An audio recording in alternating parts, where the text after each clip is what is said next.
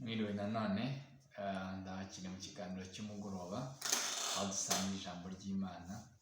Munyemere tujye dusenga. Turagushima Imana nziza, tugushimira ijambo ryiza uduhaye, turagusabye ngo ubane natwe muri uno mwanya kugana ijambo ryawe, kandi abo dusangiye ijambo bose ubahe umugisha, ubahe basubirize ibyifuzo bafite, banezeze mu gihe nk'iki. Kristo ukomeze urimo amashimwe menshi hagati muri twebwe, umutugire inyota n'umuhati wo kuganira no kumva ijambo ryawe, mu izina rya Yesu Kristo umwami wacu, amen. Uyu munsi ijambo ufite ni ijambo riri muri Yosuwa ibice 6 umurongo waho wa mbere. Yosuwa ibice 6 umurongo wa mbere. Umutwe uravuga ngo Imana ibwira Yosuwa uburyo bazazenguruka i Yeriko. Some. I Yeriko hari hakinzwe cyane kuko batinyaga Abisirayeli. Nta wasohokaga kandi nta winjiraga. Uwiteka abwira Yosuwa ati, dore mpugabije i Yeriko n'umwami wawo n'intwari zawo. Namwe ab'ingabo mwese muzazenguruka umudugudu rimwe, aho ariko muzajya mukora kumara iminsi 6. Kandi abatambyi 7 bazatware amahembe 7 y'amapfizi y'intama imbere y'isanduku. Ku munsi wa 7 muzazenguruka umudugudu 7, maze abatambyi bavuze amahembe navuga cyane mukumva amajwi yayo, abantu bose bazavugira icyarimwe barangurura amajwi yabo. Inkike z'amabuye zigose umudugudu zizaherako ziriduke, abantu bose bazurire umuntu wese imbere ye. Amen. Haleluya. Ngiri jambo nifuje ko tusangira kuri uyu munsi ni ijambo rivuga ngo Uwiteka ashobora byose. Imana yacu nishimye. Yesu Kristo ashobora byose mu buzima bwacu. Impamvu nifuje kuriha uwo mutwe nuko ikintu cyabaye mu gihe inkike z'i Yeriko zaridukaga ni ikintu kidasanzwe. Ni igitangaza amoko yose, amahanga yose yumvise agatangara, kuko inkike z'i Yeriko zari zizwi nk'inkike ndende z'amabuye. Bari barazubatse kugira ngo ababisha bose bo muri kariya gace bajye bananirwa kubasha kubatera, kuko zari inkike ndende kandi hejuru yaho habaga iminara y'abarinzi b'inkike. Imana yacu nishimwe.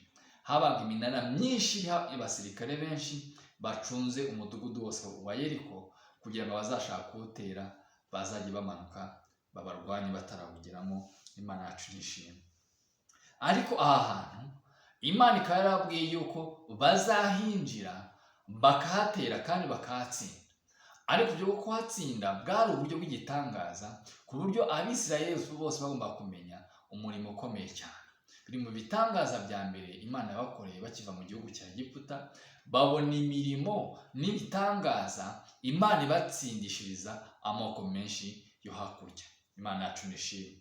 Aha rero ijambo nifuza kugutsindagiraho cyane ni ijambo babwiye ngo muzazenguruke bucece, muzenguruke inshuro 7. Nimurangiza muzasakuze, muzarangurure, muvuze amakondera, inkike z'i Yeriko zizaherako zigire gute? Zizaherako ziriduke. Imana yacu nishimwe.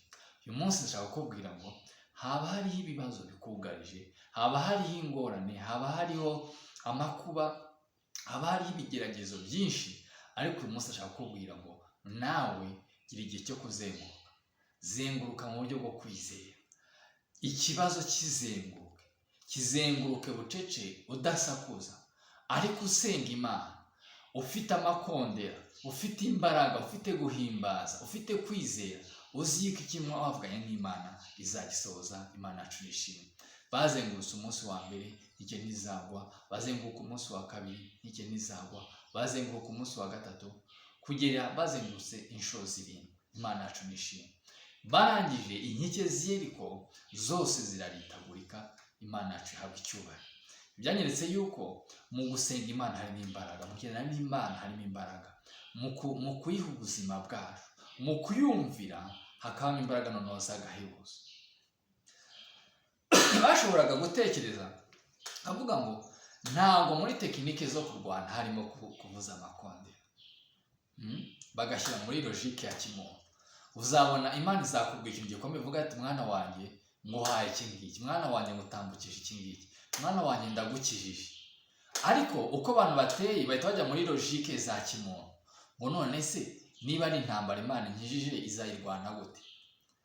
Abantu bakayitekerereza, bavuga ngo mwana wanjye nguhaye iki, bati none se izakinyuza hehe ko ubu ngubu mpagaze gutya? Ariko ndashaka kuvuga ngo Imana yacu izicira inzira, Imana yacu izi ko izabigenza. Haleluya! Imana yacu izi uko izabigenza.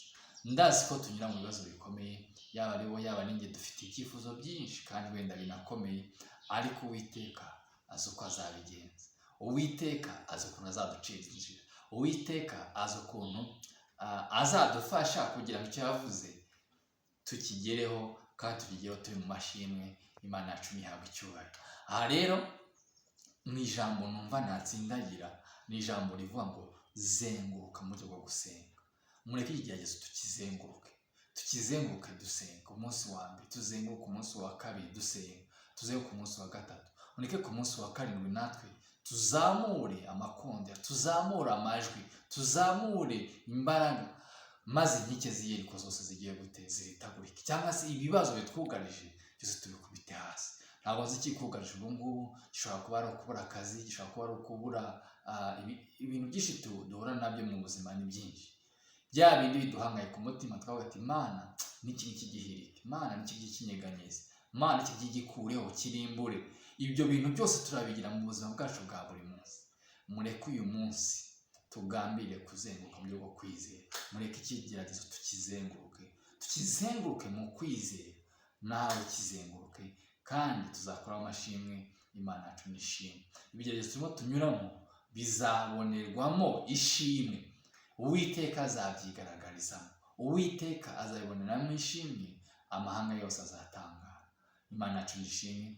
Ngiri ijambo nifuza ko tuganira mu mugoroba, ijambo usangize bene so muri Kristo, kugira ngo turusheho kwaguka, kandi mbakangura no gukurikirana na Romate itambutswa na Kayiranga Theogene, kugira ngo turusheho kugira umunsi wuzuye, umunsi urimo gusenga Imana, umunsi urimo guhimbaza Imana, umunsi urimo umunezero.